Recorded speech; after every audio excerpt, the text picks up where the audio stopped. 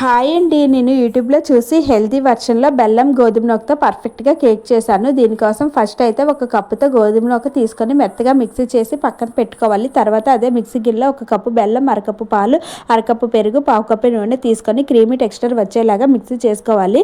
తర్వాత దీనిని గోధుమ నూకలో వేసుకొని విస్కర్తో బాగా మిక్స్ చేసుకోవాలి. తర్వాత ఇందులో 4 టేబుల్ స్పూన్ల గోధుమ పిండి వేసుకొని బాగా మిక్స్ చేసుకోవాలి. తర్వాత 1 టేబుల్ స్పూన్ బేకింగ్ పౌడర్, వంట సోడా, 1 కప్పు వెనిలా ఎసెన్స్ వేసి బాగా మిక్స్ చేసుకోవాలి. బ్యాటర్ గట్టిగా ఉంటే కొంచెం పాలు వేసుకొని బాగా మిక్స్ చేసుకోవాలి. కేక్ బ్యాటర్ లాగా అయితే చేసుకోవాలి. తర్వాత దీనిని డస్టింగ్ చేసిన ఒక గిన్నెలో అయితే వేసుకొని పైన కొన్ని డ్రై ఫ్రూట్స్ అయితే వేసుకున్నాను. తర్వాత ముందుగా ప్రీహీట్ చేసుకున్న గిన్నెలో అయితే ఈ కేక్ని పెట్టి 40 మినిట్స్ వరకు అయితే బేక్ చేశాను. 40 మినిట్స్ తర్వాత చూడండి కేక్ అయితే పర్ఫెక్ట్గా బేక్ అయిపోయింది.